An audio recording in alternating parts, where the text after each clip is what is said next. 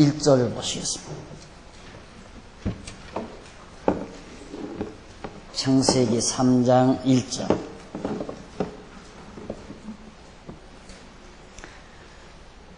여호와 하나님의 지으신 들짐승 중에 뱀이 가장 간교하더라. 뱀이 여자에게 물어 가로되 하나님이 참으로 너희더러 동산 모든 나무의 실과를 먹지 말라 하시더냐. 여자가 뱀에게 말하되 동산 나무의 실과를 우리가 먹을 수 있으나 동산 중앙에 있는 나무의 실과는 하나님의 말씀에 너희는 먹지도 말고 만지지도 말라. 너희가 죽을까 하노라 하셨느니라. 뱀이 여자에게 이르되 너희가 결코 죽지 아니하리라. 너희가 그것을 먹는 날에는 너희 눈이 밝아 하나님과 같이 되어 선악을 알 줄을 하나님이 아심이니라. 5절까지 봉독했습니다. 오늘은 가지고 계신 교재 우선 조금 거슬려서 48페이지 펴 보시면 지난 시간 아담의 갈빗대로 여자를 만들어 아담에게 주신 사실을 여러분에게 소개해드린 바 있습니다.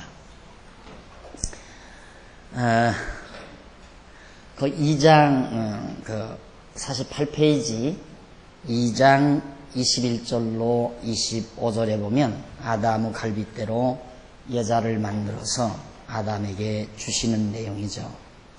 잘 아시다시피 하나님께서는 아담을 깊이 잠들게 하시고 그 갈빗대를 취해서 하와를 만드십니다. 자, 이런 것들이 아주 단조롭게 그냥 우리말로 우리들이 지금의 통용되는 언어로 번역이 되고 또 전달이 되기 때문에 어떻게 보면 요술쟁이들의 요술 행위처럼 이렇게 우리들이 이해될 가능성이 참 많습니다. 갈빗대 하나 쫙 뽑더니만 그 갈빗대로 여자가 되라 하니까 여자가 만들어졌다. 그건 아이들 장난기 어린 얘기 같기도 하고 그게 있을 수 있느냐 하지만은 모든 유형물이라고 하는 것은 다 마찬가지예요. 다 흙으로 된 겁니다. 갈빗대도 역시 흙으로 된 거고. 그런데 그 흙이라는 말을 요즘에는 이제 그 먼지, 히브리 말로도 그래요. 지난번 말씀드렸어요. 먼지란 말로도 번역이 돼요. 그런데 최근의 물리학에서 모든 물질의 근원을 어디서 이제 그 물리학적 근원입니다. 담배 연기 같은 연기, 그 연기가 다 밀입자거든요. 작은 입자들이란 말입니다. 그러니까 담배 연기와 같은 연기의 그 밀입자처럼 작은 먼지들, 그러니까 작은 알갱이들이죠. 그런 알갱이들이 모여서 쌀알만하게, 모래알만하게, 그것이 모여서 밤알만하게, 그것들이 모여서 주먹만하게, 그것이 모여서 큰 바위 덩어리만하게, 이런 것들이 이제 우주 공간에 이렇게 돌아다니다가 그런 덩치와 덩치끼리 이렇게 다시 붙어가지고 연합이 돼서 큰 덩치가 이루어지고 그런 일들이 지금도 점점 이루어지고 있다는 거죠. 그래서 모든 물질을 하나의 먼지로부터 그렇게 출발하는 것이 물리학의 출발점입니다. 이 물질의 출발점. 그런 것처럼, 그건 물리학적 견해거든요. 그러니까 결국 갈빗뼈나 아담이 처음 만들어질 때 흙으로, 먼지로 만들어졌다는 것은 과학적인 방법으로도 전혀 하자가 없는, 과학적인 상식으로도 전혀 하자가 없는 내용들이에요. 그러니까 간단하게 하나님께서 창조하신 일을 단 몇 구절로 정리를 해서 우리에게 전해주니까 그것은 그 내용이 우리들이 요술적인 방법으로 전해지지만 그 근본을 자세히 따지고 들어가면 전혀 그렇지 않다. 과학적인 것과 물리학적인 것과 전혀 위배되지 않는다. 그렇다고 해서 물리학이라고 하는 것이 절대적인 진리라는 건 아니에요. 다만 이 물질, 사람을 이루고 여자를 이루는 것이 마찬가지로 똑같이 갈빗뼈라 할지라도 그것도 역시 하나의 먼지에 불과한 것이다. 거기로부터 출발된 것이다. 이런 얘기입니다. 그래서 하나님이 인간을 지어놨다. 여자를. 그렇게 해서 하나님께서 여자를 아내로 결국 남편에게 주어서 남편과 아담과 함께 한 몸을 이루었는데 49페이지 거기 위에서 두 번째 줄 49페이지 위에서 두 번째 줄 앞부분에 보시면 이 내용을 그는 예수 그리스도와 그의 지체인 성도와 교회를 이루는 원리로 설명을 합니다. 아담과 하와의 관계를 바울이 바로 남자가 부모를 떠나 여자와 한 몸을 아내와 연합하여 둘이 한 몸을 이룰지로다 하는 말을 바울이 바로 그게 이제 아담에게 했던 말이거든요. 아담에게 남자는 부모를 떠나 아내와 한 몸을 이루고 한 지체를 이룰지로다. 육체가 될지니라. 에베소서 5장 31절에 있는 말씀인데 이런 내용들은 예수님과 우리 예수 그리스도와 그의 지체인 우리 성도와의 관계를 미리 말해주는 것이다. 그럼 보십시다.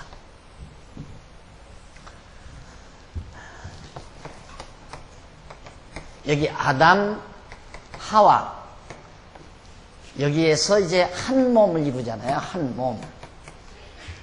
아담과 하와를 아담을 지어 놓으시고 하와를 창조해서 아담과 하와가 한 몸을 이루도록 하시는 하나님의 섭리는 장차 둘째 아담이신 예수와 성도가 바로 한 몸을 이룰 것에 대한 모형과 그림자라 그 말이죠. 그러니까 벌써 하나님은 에덴 동산에서 아담을 지으시고 아담의 아내인 하와를 만들어 한 몸을 이루게 한 것은 둘째 아담 예수 그리스도를 보내서 그리스도와 우리 성도가 하나의 몸을 이루는 성전을 이룰 것에 대한 하나의 언약이었다. 약속이었다 그 말이에요. 그 언약대로 이것은 이 사건은 언약 사건이고 이 사건은 성취 사건이라 이 말이에요. 이루는 사건. 그리고 예수님이 그런 말씀을 십자가에 못 박혀 죽으실 때도 내가 다 이루었다. 다 성취했다 그 말이거든요. 그러니까 예수님이 십자가에 죽으심으로 이제 부활하시면 이런 언약까지라도 하나님의 말씀인 이런 언약의 말씀까지라도 일일이 다 성취하시게 된다는 말입니다. 이렇게 하나님께서 언약하시고 언약대로 이루시는 이유는 하나님 당신 자신이 여호와이심을 우리에게 알게 하시려는 것이다. 그러므로 하나님께서 아담을 지어서 그의 갈빗대로 하와를 만들어 한 몸을 이루게 하시는 섭리는 예수 그리스도를 보내어 택한 구원의 백성을 다 불러서 그리스도와 한 몸을 이루게 하여 주실 것을 언약하시는 계시섭니다. 그러니까 아담 갈빗대 뽑아 하와를 만들어 한 몸을 이루게 하시는 섭리는 계시섭니다. 무엇에 대한 계시섭리? 바로 장차 둘째 아담 예수 그리스도를 통하여 정말 영원한 성전인 그리스도의 몸을 이루실 것에 대한 택한 백성들을 다 불러들여 그리스도와 한 몸을 이루어 성전이 되게 하실 것에 대한 하나님의 계시섭리였다. 그런 내용입니다.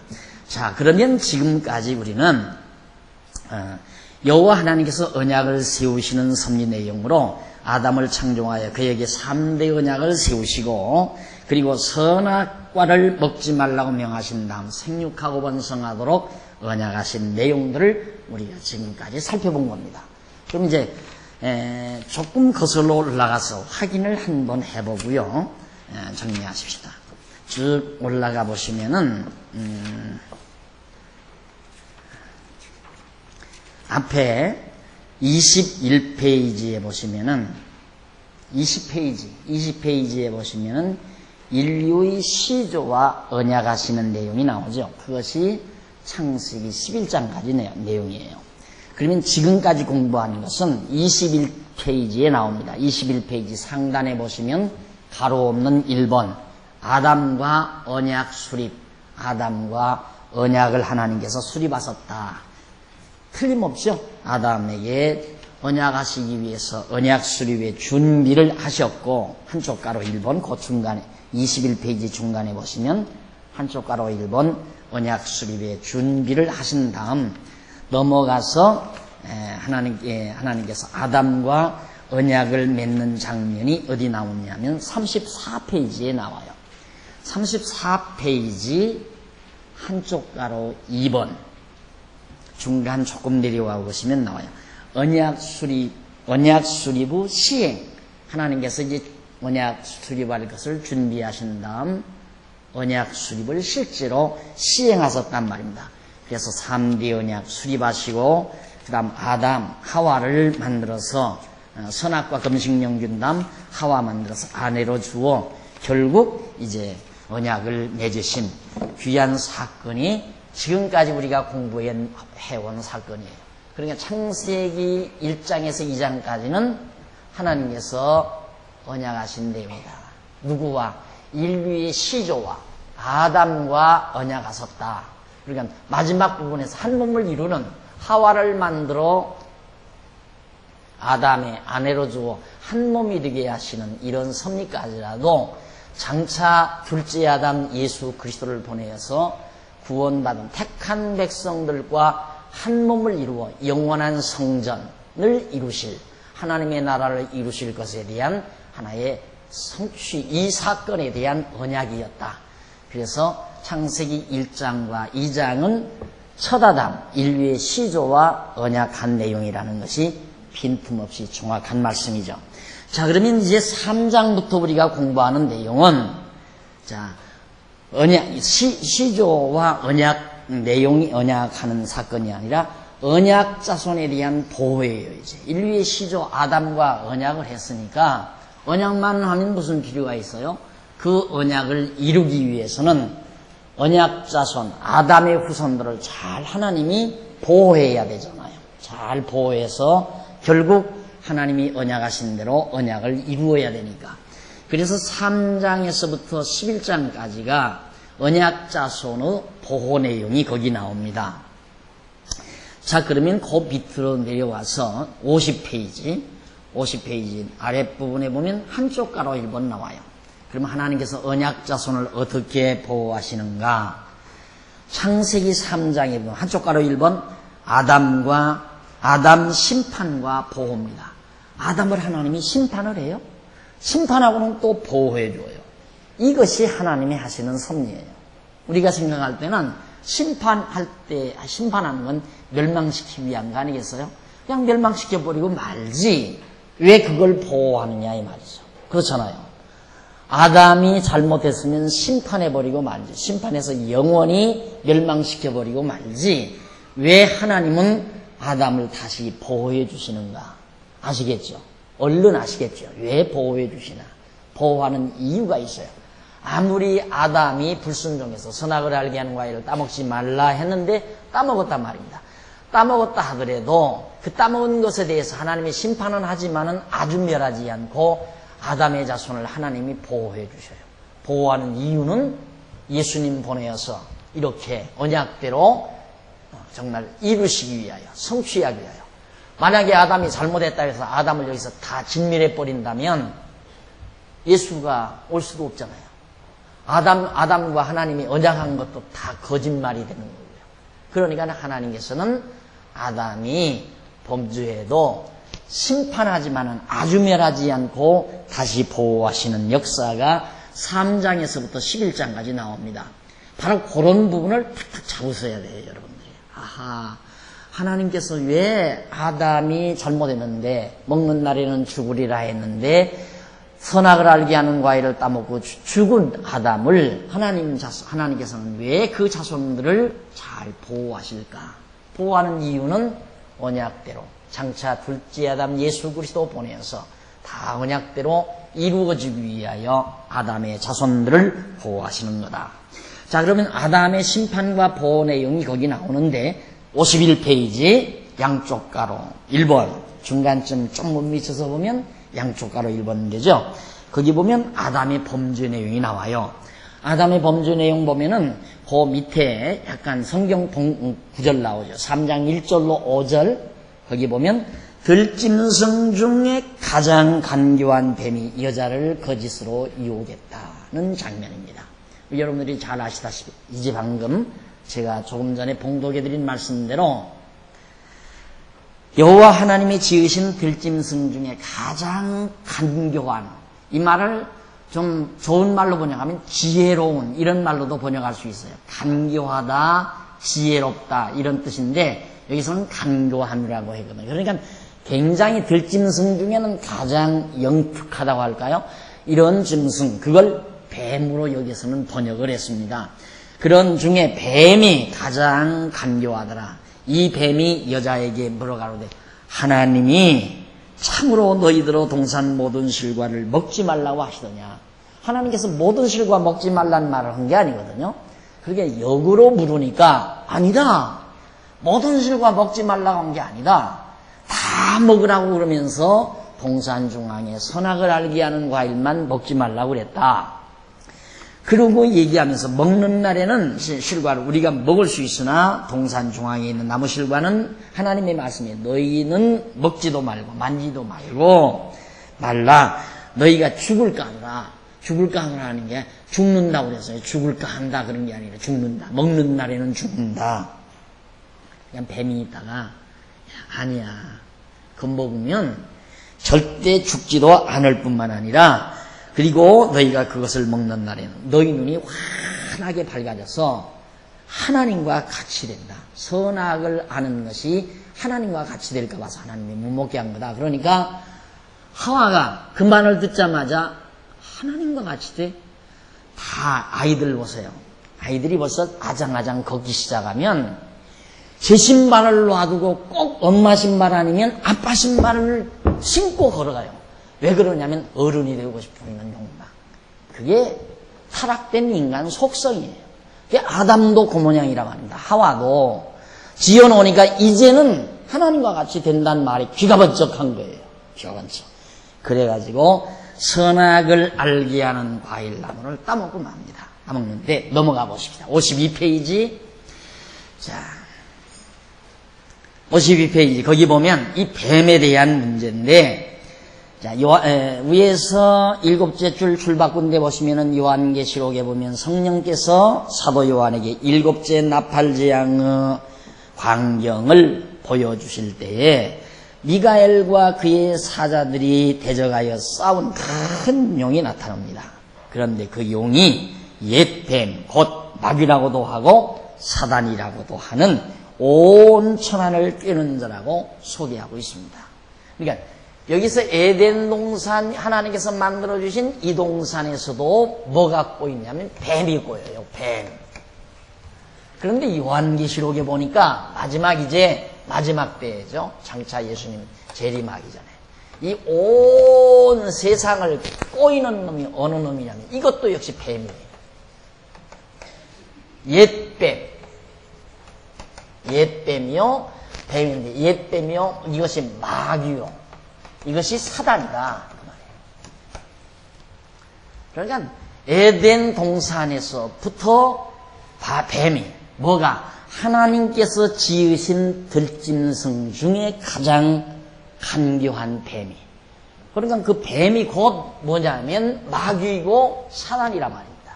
그러니까 누가 지었는가? 하나님이 지어놨다고 말이에요. 하나님이 지으신 이 뱀이.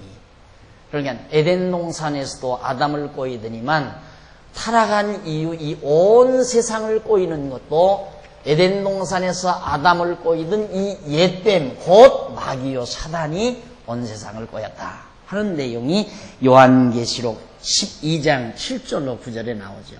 이게 이제 큰 용이 마귀라고도 하고 사단이라고도 하는 옛뱀은 에덴 동산에서 아담과 하와를 유혹하여 타락해 하였던 그 뱀을 뜻하는 겁니다. 자, 그러면 그 52페이지 밑에서부터 9째 줄 뒷부분에 보세요. 9째 줄 뒷부분.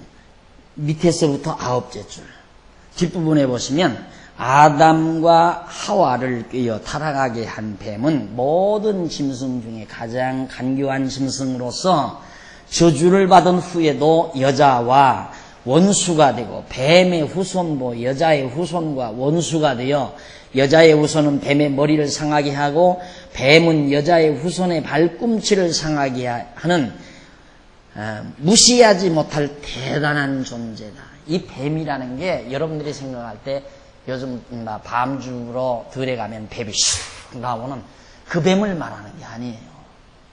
자꾸 뱀 하니까 그 뱀을 생각 안 나요.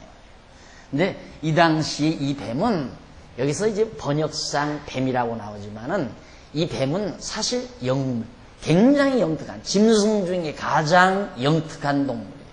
그런 동물인데 하나님이 지어놨는데 이게 이제 아담을 꼬이고 세상 전체를 꼬이는데 마지막 이 예수님 당시에도 예수를 십자가에 못 박아 죽이기 전에 예수님을 유혹하고 시험하러 나온 그 자가 누구냐면 마귀였어요. 마귀가 예수님 40일 금식기도 마친 40일 동안 금식하시고 나셨을 때에 예수님께 나타나서 예수를 유혹한 그가 바로 마귀, 이게 뱀이라.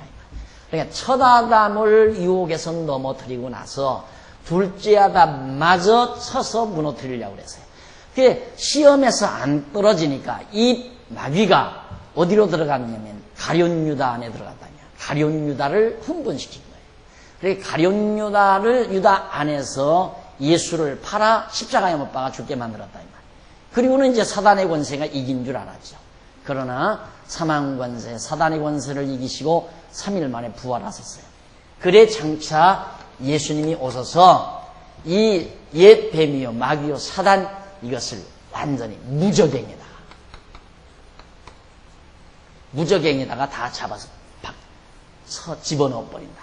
그래서 이 에덴 동산에서 아담을 유혹하던 사단 뱀, 곧 온 세상을 유혹하던 곧 마귀 사단 뱀, 예수 그리스도를 유혹해서 넘어뜨리려고 하고 또 십자가에 못 박아 죽여서 완전히 패배케 하려고 했던 이 사단의 권세가 마지막 날의 둘째 아담 예수 그리스도를 통해서 다 무적행에 완전히 투옥되게 된다는 거. 이것이 이제 성경 전체가 말해주고 있는 거거든요. 그러니까 결국 첫 아담은 사단에 의해서, 뱀에 의해서 완전히 불순종하고 말았지만, 타락하고 말았지만, 둘째 아담은 반대로 사단의 권세를 쳐서 물리치시고 승자가 되신다는 사실을 우리가 알 수 있습니다.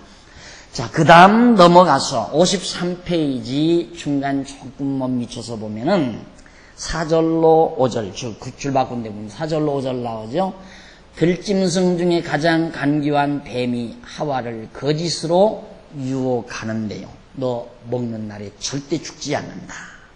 그래서 유혹을 하니까 결국 여자와 아담이 간교한 뱀의 유혹에 넘어가 그 누구와를 다. 그것이 6절로 7절에 나와요. 53페이지 그 밑에 부분에 보면 3장 6절 7절 나와요.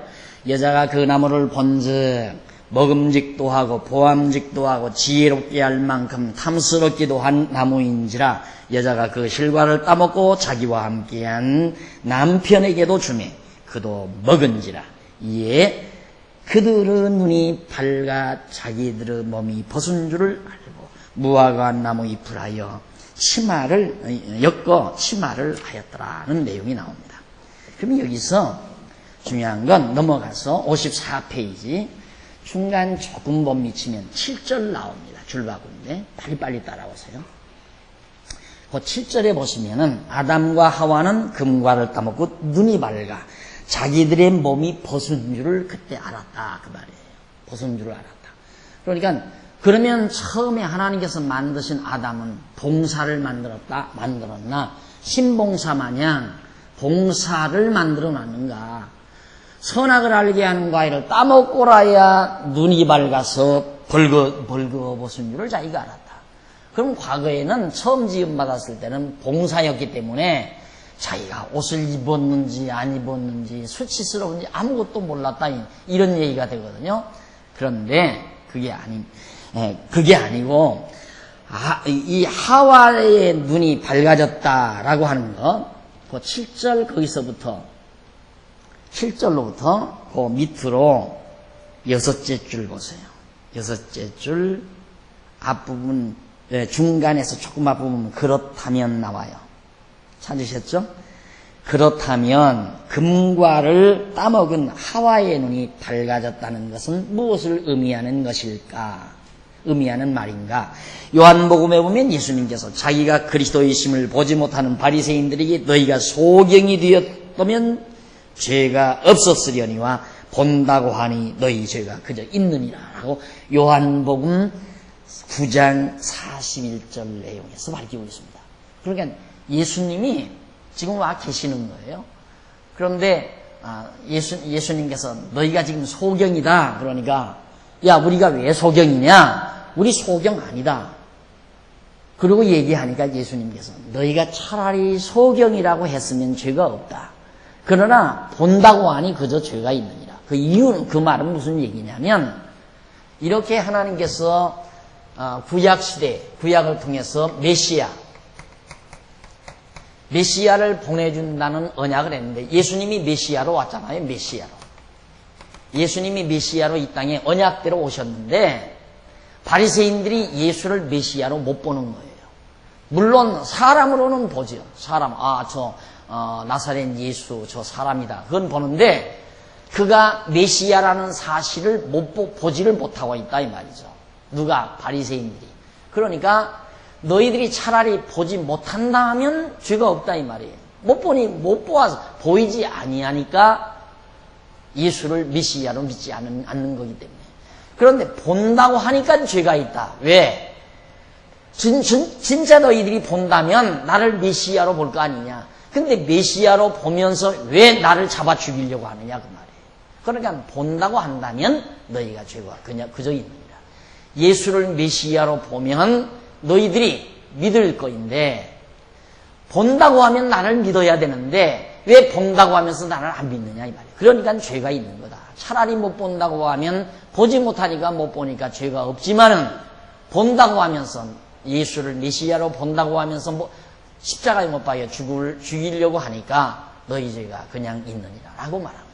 그러니까 본다라고 하는 말을 우리들은 지금 우리의 눈, 현재 우리의 타락된 인간의 시각적인 이 눈으로 보는 걸 말하는 거예요. 이 눈의 시각은 너무 커도 안 보여요. 또 너무 멀리 있어도 안 보고 너무 가까이 있어도 안 보여요. 여러분 속눈썹 안 보이죠? 하나도 안 보여요. 그렇게 여자들이 신경 쓰는 속눈썹이 하나도 안 보인다 이 말이에요. 왜? 너무 가까우니까. 그리고 너무 멀리 있는 거 하나도 안 보이잖아요. 너무 커도 안 보이고 너무 적어도 보이지 않아요. 이게 유한한 인간의 눈이란 말입니다. 또 캄캄해도 안 보이잖아요. 너무 밝아도 안 보여요. 태양빛이 막 쨍쨍 쪼이면 아무것도 안 보여요. 너무 밝아도 안 보이고 너무 캄캄해도 안 보여요. 올빼미는 밤에 더 잘 보잖아요. 그러니까 우리들의 이 눈의 시각이 완전한 것으로 착각하고 있거든요. 이게 우리들의 착각이에요. 그러니까 아담이 처음 지음받았을 때 정말 그때 그 눈이라고 하는 것은 타락한 이후에 보는 눈의 시각과 다른 거예요. 그러니까 처음 타락하기 전에 아담과 하와가 타락하기 전에는 신령한 눈이 밝아졌기 때문에 자기가 벗었고 이 신령한 것으로 다 자기가 입혀졌어요. 부끄러움이 다 없었다 이 말입니다. 그런데 타락함으로 말미암아서 세속적인 것을 보는 눈이 밝아져 버리니까 추하고 부끄러운 것들이 보이기 시작했다 이 말이죠. 그래서 바로 아담은 처음 신령한 눈, 하나님의 영광을 보는 눈은 있었지만은 하나님의 영광을 보는 눈은 사라지고 타락함으로 세속적인 것이 보여지는, 그러니까 바리새인들처럼 하나님의 영광의 광채로 오신 예수 그리스도를 보는 눈이 없었다 이 말이에요. 바리새인들이. 그러니까 너희들이 본다고 하니 죄가 그저 있느니라. 왜 너희들이 본다면 내가 하나님의 영광의 빛으로 이 세상에 온 메시아인 줄을 왜 모르느냐 이 말이죠. 그러니까 본다고 하니까 너희 죄가 있다. 본다라고 하는 말은 그만큼 깊이가 있는 내용이다. 그런 뜻이에요. 그래서 처음 지음받은 아담은 봉사로 지음받은 것이 아니라 신령한 눈이 밝아진 인간으로 지음받았지만 선악을 알게 하는 과일을 따먹는 그날에 육체의 세속적인 것을 보는 눈으로 밝아진 것이다. 자, 이렇게 범죄를 하고 나니까 55페이지 양쪽 가로 2번 상단에 보시면 나와요. 하나님의 심판이 임합니다. 죄졌으니까 심판할 거 아니에요. 그래서 죄를 범하고 숨은 아담과 하와를 하나님께서 부르십니다. 하나님께서 에덴 동산에 나타났어요. 나타나셔서 서늘할 때에 동산에 거니시는 여호와 하나님의 음성을 아담이 듣습니다. 아담아 아담아 부르시니까 아담이 부끄러워서 두려워서 지은 죄가 있으니까 숲속으로 숨어 들어가서 어찌하여 나를 부르십니까? 하고 이제 아담이 하나님 앞에서 심판을 받게 됩니다. 55페이지 밑에서 세 번째 줄 뒷부분에 보시면 하나님께서 선악을 알게 하는 나무의 실과를 먹는 날에는 정령 죽으리라고 말씀하신 대로 금명을 어긴 선악을 알게 하신 과일을 먹지 말라고 명령하신 말씀을 어긴 아담과 하와는 영적으로 죽게 되어 신령한 몸을 벗을 수밖에 없게 된 것이다. 결국 과거 타락하기 이전의 아담은 신령한 몸, 영광스러운 몸, 이런 몸으로 지금의 타락한 몸의 반대 개념입니다. 이런 몸은 이미 죽어버렸다. 영적으로 죽어버렸다 그 말이에요. 그러니까 신령한 옷을 다 벗어버릴 수밖에 없죠. 그래서 그래 하나님께서 56페이지 3장 11절로 13절에 보면 창세기 3장 11절로 13절에 보면 하나님께서 죄를 범한 아담과 하와에게 책망하시는 내용이 거기 나옵니다. 그 나무의 실과를 네가 먹었느냐? 누가 먹으라 하더냐? 그러니까 결국 아담은 하나님께서 지어놓으신 뱀이 먹으라고 해서 먹었습니다 하고 자기 책임을 회피하는 그런 어리석은 대답을 합니다. 그러다 보니까 그 밑에 56페이지 3장 14절로 19절로 보면 하나님께서 범죄한 아담과 하와에게 저주를 해요. 그 저주 내용이란, 자, 57페이지 넘어와 보시면, 조금 내려와 보면 14절로 15절 나오죠? 창세기 3장 14절로 15절에서 하나님께서 아담과 하와를 유혹한 뱀에게 저주를 명하시는 내용이 나오는데, 너는 배로 기어다닌다 이 말이에요. 그리고 흙을 먹고 산다. 너는 여기서도 흙이란 먼지를 먹고 산다 이런 얘기입니다. 먼지를 먹고 산다. 그래서 이런 이제 의문을 우리들이 가질 수가 있죠. 뱀에게 저주를 명하시는 하나님께서, 거기 조금 읽어보십시다. 하나님께서 뱀에게 모든 짐승보다 더욱 저주를 받아 배로 다니며 종신토록 흙을 먹게 하신다. 뱀의 범죄로 다른 모든 짐승들도 저주를 받게 되었는데, 그런데 뱀이 더욱 저주를 받은 것이다. 그리고 하나님께서 뱀으로 여자와 원수되게 하시고 그 후손도 여자의 후손과 원수가 되어 여자의 후손은 뱀의 머리를 상하게 하고 뱀은 그 발꿈치를 상하게 한다라고 저주를 하십니다. 말은 여자란 하와죠. 하와는 결국 아담은 그리스도 상징이고 하와는 성도, 교회, 그렇죠? 예수 그리스도는 교회의 머리시고 교회는 그리스도의 신부고 그렇게 나오죠. 그래서 한 몸 성도가 교회인데 그 예수와 성도, 교회가 한 몸을 이루는, 이게 바로 원리인데, 바로 여자와 원수가 된다라는 말은 결국 이 이후에 교회와 원수가 된다. 결국 이 당시에 구약시대 교회란 이스라엘이죠. 이스라엘 택한 백성. 계속해서 사단의 권세가, 마귀의 권세가 이스라엘 백성을 괴롭히죠. 애굽에 있을 때에도 정말 이스라엘 자손들을 다 죽이려고 바로왕이 얼마나 발악을 했습니까? 산의 아이들을 몽땅 다 죽이려고. 그 사단의 권세가 그렇게 한 거거든요. 또 정말 애굽에서 얼마나 많은 고생을 하면서 광야를 지나와서 가나안 땅에 들어갔을 때에도 블레셋 군대며 이방, 모압이나 암몬이나 아람, 이런 미디안 군대들, 이런 군대들이, 이런 사람들이 얼마나 이스라엘 백성들을 멸망시키려고 애를 썼습니까? 계속해서. 이게 모두가 다 여자의 후손이거든요. 이스라엘 백성, 여자의 후손. 그러니까 바로 지상의 교회를 말하는 거예요.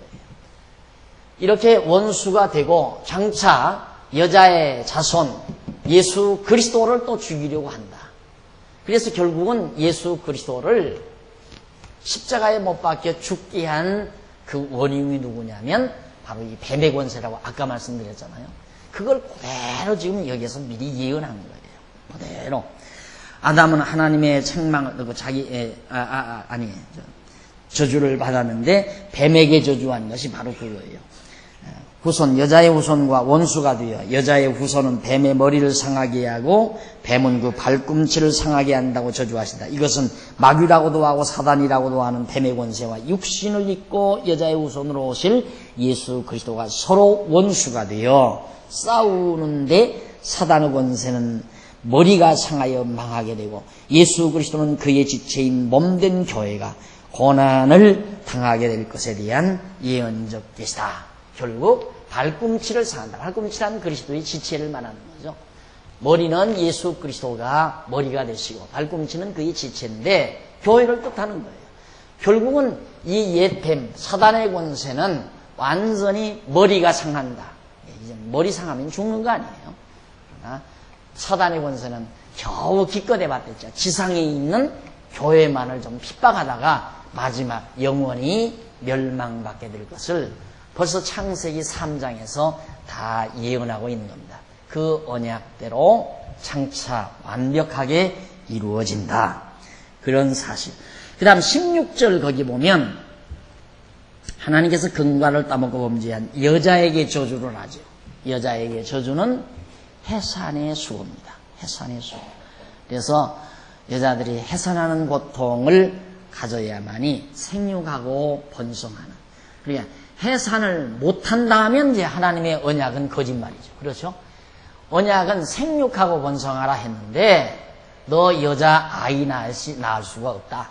해버렸다면 생육하고 번성할 수가 없잖아요. 그러니까 생육하고 번성을 하는데 고통 중에 한다. 그것이 여자가 받은 저주의 내용입니다. 그 다음에 이제 17절로 19절에 보면 범죄한 아담에게 명하신 저주 내용인데 남자는 이마에서 땀이 흘러야 먹을 것을 얻고 산다. 땀이 흐르도록 수고해서 경작을 해야 된다 이 말이죠. 그 전에는 에덴 동산에서는 하나님이 경작자에서요. 지금처럼 이게 자풀이 나지 않고 독초가 나지 아니하고 그냥 자연 자체가 내버려 두어도 우리 인간과 잘 조화롭게 때에 따라서 곡식이 열리고 과일이 열리고 초목이 자라고 그러니까 그때 자라나는 초목과 과일과 열매들을 따먹고 살면 건강하게 참 몸에 좋게 그렇게 살게 돼 있다 이 말이죠. 그런데 결국 인간이 타락함으로 말미암아 그 다음부터는 네가 경작해. 네가 땀이 흐르도록 땅을 갈고 씨앗을 뿌리고 경작해야 먹고 산다. 그러니까 들초 잘못 먹으면 죽잖아요. 그래서 독초가 나서 그래요. 이게 저주받은 결과로 그렇게 되진 거거든요. 이렇게 해서 하나님이 일단은 인간에게 저주를 내렸는데 58페이지 넘어가서 7째 줄 바꾼데 보시면은 따라서 인간의 타락과 그로 인한 하나님의 저주는 하나님의 계획에는 없었던 돌발적인 사건이 아니라 여호와 하나님의 정하신 뜻대로 이루어진 하나님의 섭니다. 자, 보세요. 하나님께서 이제 아담과 하와를 이렇게 해서 자, 아담이 타락했어요. 타락하니까 하나님께서 아담과 하와에게 저주를 내렸다 이 말입니다. 저주를. 보통 많은 사람들이 어떻게 생각하냐면 하나님은 아담과 하와가 여기에서 순종하고 선악과도 안 따먹고 저주도 안 받고 그렇게 살기를 원했는데 인간이 자기 잘못에 의해서 저주를 받아 타락했다. 그러니까 하나님도 이거 어쩔 수가 없다 이 말이에요. 하나님은 이들이 순종하고 살기를 원했는데 갑자기 이들이 불순종하니까 모르겠다. 나도 모르겠다 하고 하나님이 돌발적으로 이들에게 저주를 내린 거죠. 그게 아니다 그 말이에요. 이건 하나님의 지난번도 말했지만 로고스 대작전 뜻 하나님의 뜻 뜻대로 정하신 작정하신 뜻대로 그대로 이루어지는 겁니다. 여기서 벌써 하나님께서 이끌어가잖아요. 그런데 앞에서 하나님이 아담이 벌거벗어 수치를 느낄 때 하나님께서 가죽옷을 지어 입혀요. 이제 조금 이제 나와요. 3장 20절로 21절에 보면 59페이지 보세요. 3장 21절로 3장 59페이지 20절로 21절에 보면 하나님께서 아담과 하와를 위해 가죽옷을 지어 입힌다. 옷을 지어 입힌다. 그럼 아담과 하와, 타락한 저주받은 아담과 하와에게 가죽옷을 딱 입혀준다 이 말이죠. 그러니까 모든 수치와 부끄러움을 가리워준다. 그건 뭘 뜻하느냐 하면 장차 예수 그리스도께서 우리 모든 성도들을 위하여 당신의 의의 옷으로 다 깨끗하게 세마포 옷으로 입혀 구원, 우리를 구속해 주실 것에 대한 하나의 언약이란 말입니다. 여기서 언약. 그러니까 하나님께서는 아주 계획적이라고 말해요. 계획대로 선악과를 만들어 놓았고 계획대로 결국 저주를 받고 저주받은 상태에서 계획대로 둘째 아담 보내서 우리를 구속해 주시고, 그래서 지난번에 선악과를 만든 하나님의 뜻이 뭐냐? 모든 인간을 불순종 가운데 가둬놓기 위해서. 왜? 불순종하는 인간들을 예수 그리스도 한 분 순종으로 말미암아 모두 하나님의 이 택한 백성들을 은혜 아래에 있게 하기 위해서, 순종하는 은혜 아래에 있게 하기 위해서, 첫 아담 예수 그리스도 한 사람 순종함으로 모든 택한 백성들이 하나님의 은혜 아래에 있게 하기 위해서 하나님께서는 모든 인간을 다 불순종 가운데 가두려고 하신 것이다. 그래서 선악을 알게 하는 과일을 에덴 동산에 두신 것이다. 그 말이에요. 똑같은 원리예요.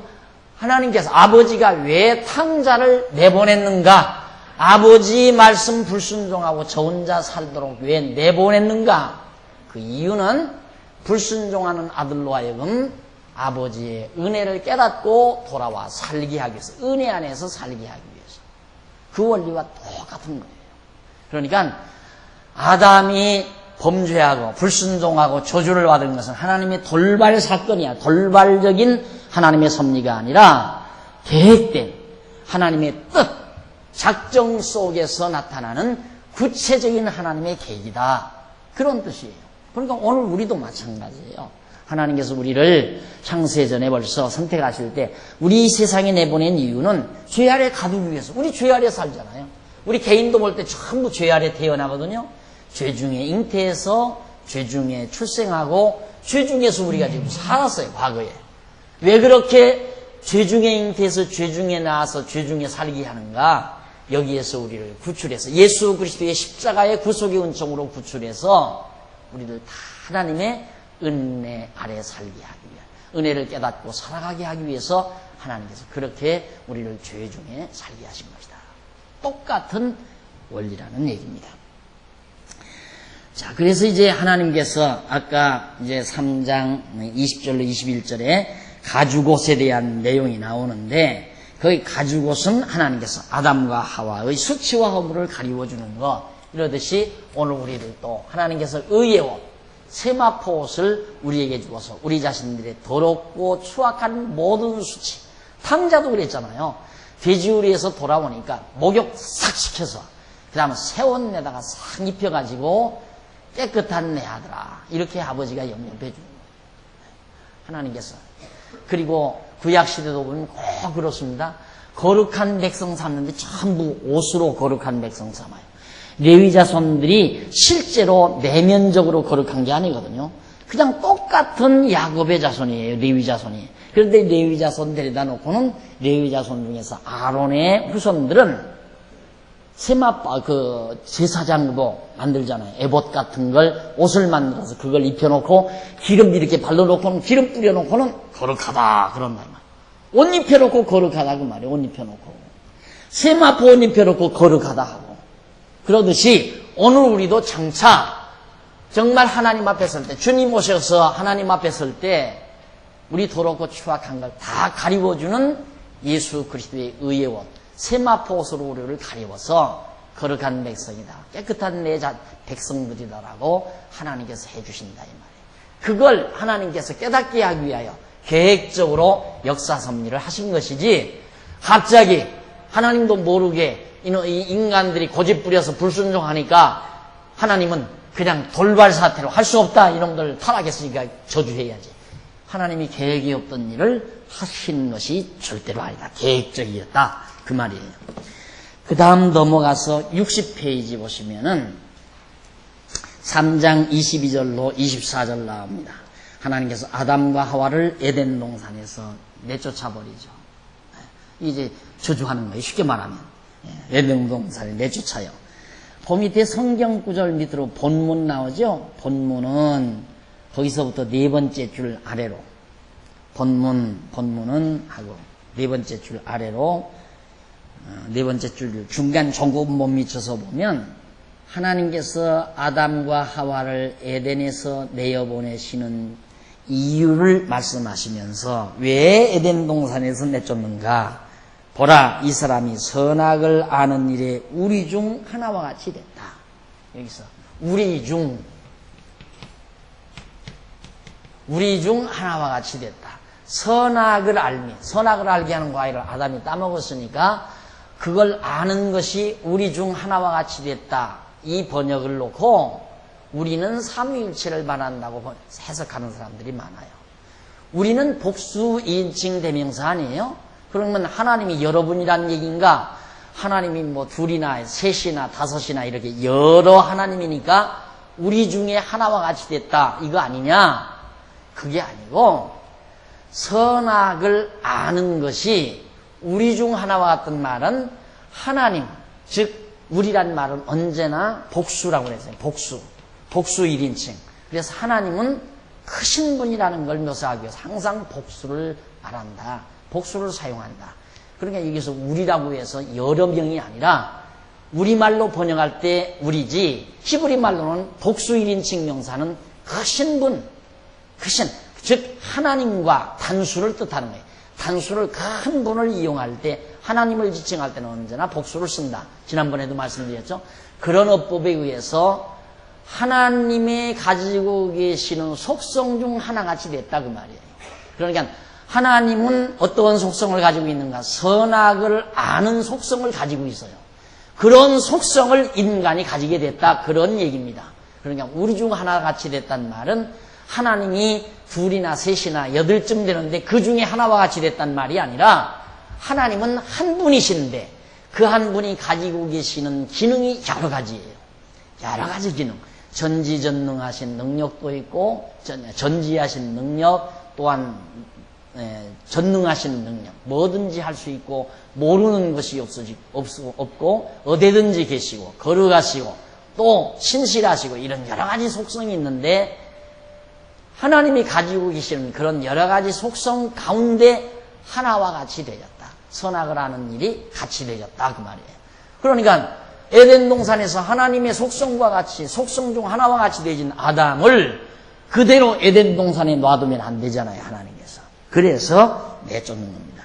61페이지에 가보시면 61페이지 위에서 세 번째 줄 뒷부분에 보시면은 일반적으로 신학에서도 철학에서나 큰 차이가 없는 생각을 하고 있는데, 그러나 성경에서 말하는 선악은 근본적으로 그 뜻이 다르다. 선과 악, 이거에 대해. 왜 선악을 안다고 해서 하나님이 에덴 동산에 내쫓아 버렸는가 그 말이에요. 선과 악. 예, 선이란 뭐냐? 그 뒤에 도표가 나와요.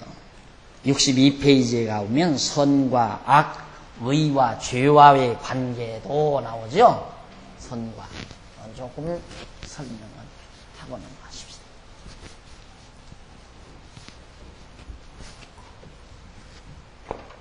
이제 하나님에 대한 그림이라 하십시다. 하나님이라면, 하나님은 형상이 없으니까 어떻게 그릴 수가 없어요. 좌우지간 하나님이라 하십시다. 하나님인데, 하나님은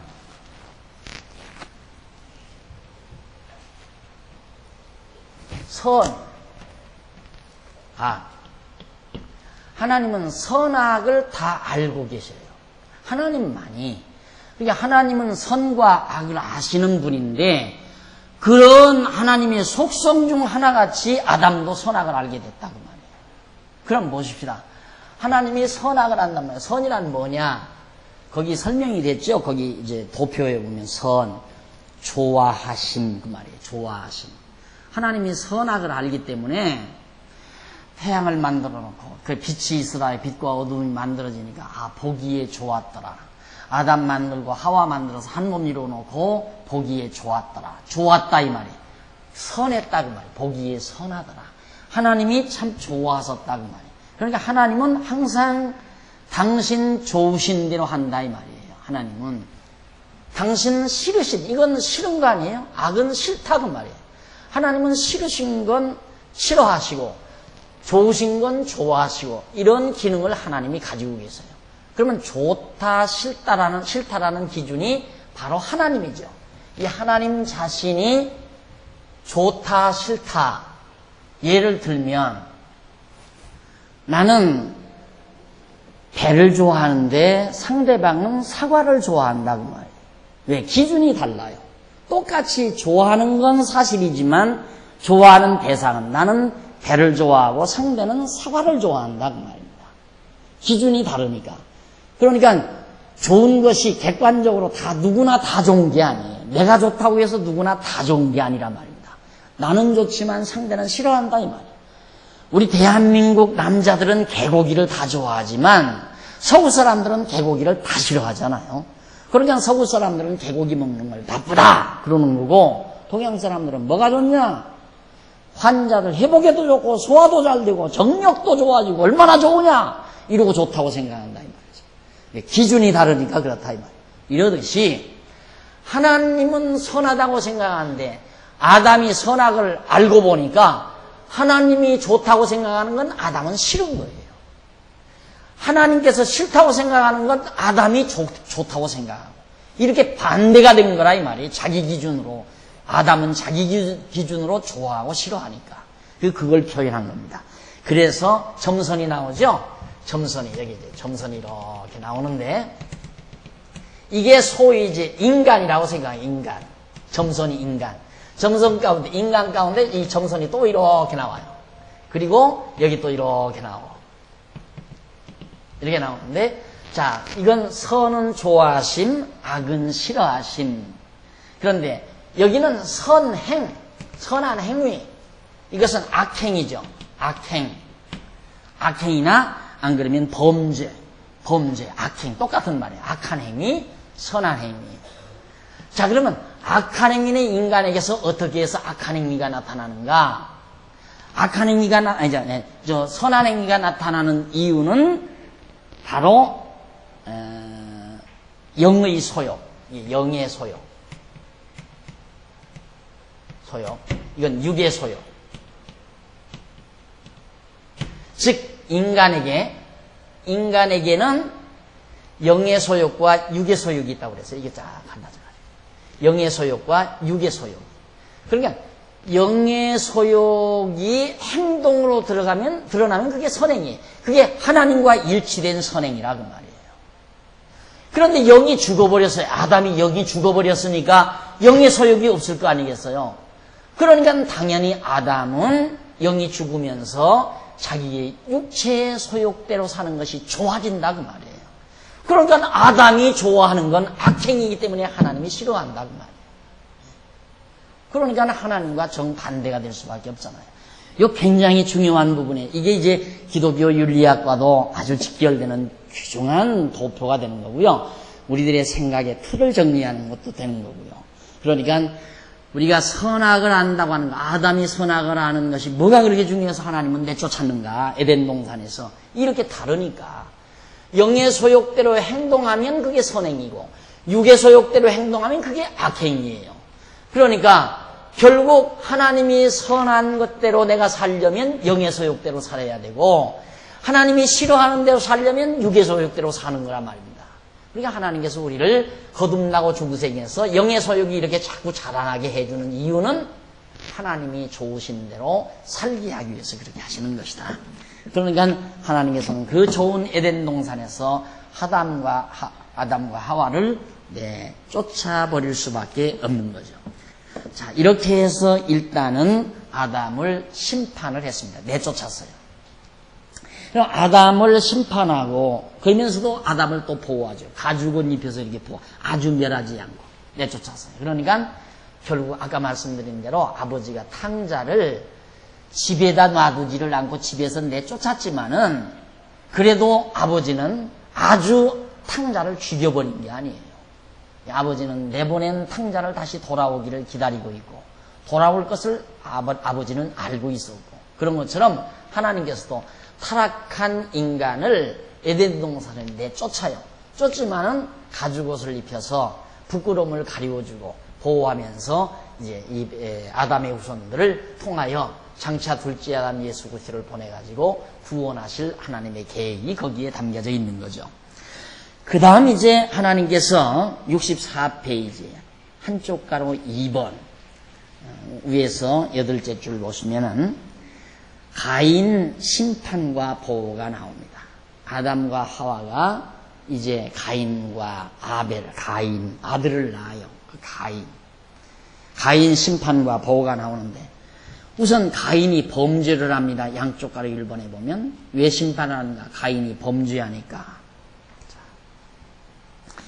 4장 1절로 창세기 4장 1절로 2절에 보면 아담이 하와와 사이에서 그대로 하나님께서 언약하신 대로 생육하고 번성하라 한 대로 비록 출산의 고통은 하와에게 따랐지만 하와를 통해서 아들 둘을 낳아요.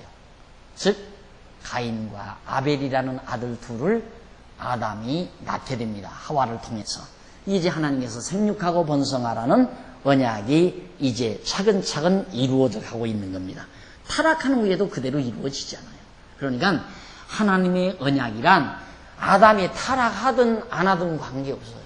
아무 관계가 없어요. 어차피 하나님은 그런데 문제는 하나님이 언약하시고 언약을 이루는데 언약은 좋은 거 아니에요? 복을 언약하신 거니까 복을 주려고 언약했는데 아담이 잘못했단 말입니다. 그러니까 아담에게 잘못한 대로 심판은 하지만은 하나님의 언약은 변함이 없어요. 그대로 언약대로 하나님께서는 생육하고 번성하게 해 가십니다. 그런데 그렇게 두 아들을 낳았는데 65페이지 위에서 세 번째 줄 뒷부분에 보시면 65페이지 세 번째 뒷부분에 보시면 하나님께서 아담에게 생육하고 번성하라고 하신 언약에 따라서 아담으로 아내와 동침하여 가인과 아벨을 출생하게 하시는 것이다. 분명히 소개해드렸죠. 그리고 나서 세월이 지났어요. 4장 3절로 5절에 보면 세월이 지나 가인과 아벨이 각각 하나님께 제사를 드리게 되었습니다. 가인도 자라고 아벨도 성장을 했어요. 성장을 하니까 아담이 다 아들들에게 종교교육 시켰을 거 아니에요. 신앙교육을. 야, 너희들 이제 우리를 지으시고 이 세상에 살게 하신 복을 주어 살게 하신 하나님께 제사를 드려야 된다. 그래가지고 가인이 하나님께 제사를 드렸는데 가인은 농사를 지었어요. 앞에서 하나님께서 아담에게 저주한 대로 너는 이마에서 땀이 흐르기까지 경작을 해야 먹고 산다고 약속한 대로 아담은 경작을 했어요. 땅을 파고 씨앗을 뿌리고 경작을. 아담이 아니라 가인은. 그런데 둘째 아담 아벨은 목축을 했어요. 양을 길러서 목축업을 했어요. 업이 좀 달랐죠. 농사를 하는 큰아들과 목축업을 하는 둘째 아들 사이에 제사를 드리는데 당연히 곡식을 기른 가인은 곡식으로 하나님 앞에 제사하는 게 당연할 거 아니에요. 자기가 곡식을 거두었으니까. 그러나 둘째 아들 아벨은 양을 먹였으니까 짐승을 길렀으니까 짐승을 잡아서 제사하는 게 당연하다 말입니다. 그래서 이 두 아들이 큰아들 가인은 곡식으로 제사하고 둘째 아들 아벨은 역시 짐승을 잡아서 제사를 드린 거예요. 그런데 하나님께서 가인의 제사를 연락지 않았어요. 안 받았어요. 가인의 제사는 받지 않고 아벨의 제사만 받았다 이 말입니다. 왜 그러면 하나님께서 똑같은 아담의 자손인데 제사를 드렸는데 왜 한 사람 제사만 받았는가? 이게 하나님 뜻이에요. 정하신 뜻. 하나님 기쁘신 뜻대로. 그래서 그걸 히브리서 기자는 뭐라고 답변하냐면, 자, 65페이지 밑에서부터 9째 줄 중간쯤 보세요. 찾으셨죠? 65페이지 밑에서 9째 줄 중간에 보시면, 믿음으로 아벨은 가인보다 더 나은 제사를 하나님께 드림으로 의로운 자라 하시는 증거를 얻었으니 하나님이 그에게 예물에 대하여 증거하심이라. 히브리서 11장 4절에 있는 말씀이에요. 아벨은 믿음으로 가인보다 더 나은 제사를 드렸다. 자, 그러면 아벨이 드린 제사가, 자, 여기, 그러니까 여기 하나님이 기쁘신 뜻대로, 그 믿음으로, 이게 믿음으로 뭘? 양 잡아서, 짐승을 잡아서 제사를 드린 것이 하나님 좋으신 거였다 이 말이죠. 하나님 좋으신 대로 아벨은 드렸다. 대신 아벨은, 가인은 하나님이 싫으신 대로 곡식으로 드리고, 이게 하나님 당신 마음이라니까요. 나 좋은 대로 드렸으니까 아벨은 제사는 받는 거고, 나 싫은 대로, 나가 아니라 하나님이에요. 하나님이 싫은 대로 제사 드리니까 하나님이 안 받는 거고. 이유 있어요? 여러분, 초대를 받았어요? 자, 어느 집사님 댁에 초대를 가서 초대받아가지고 갔는데 음식을 해놨는데 나물도 해놓고 고기도 해놓고 막 돈 들여서 좋은 음식 많이 해놨는데 자꾸만 박 목사가 나물만 집어먹으니까 목사님이 이것 좀 잡숴보세요 한다 이거야. 난 지금 나물 먹고 싶어서 나물 먹는데 내 마음대로 해요. 나 좋은 대로 먹는 거야. 암만 먹으라고 해도 나 먹기 싫으면 안 먹는 거라고 말. 그게 뭐가 잘못이에요? 안 그래요?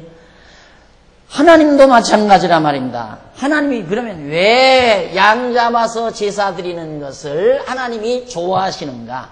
그게 정하신 뜻이니까. 그것이 작정하신 하나님의 뜻이니까. 그래서 장차 예수님이 정말 어린 양, 6월절 어린 양으로 피 흘려 죽으실 것을 이미 아벨의 제사를 통하여 언약하신 거예요. 그러니까 예수님은 반드시 어린 양 피로 제사를 하나님 앞에 드려야 되는 영원한 제사를. 왜? 이것이 정하신 하나님의 뜻이니까. 그러니까 아벨의 제사를 받는 거예요.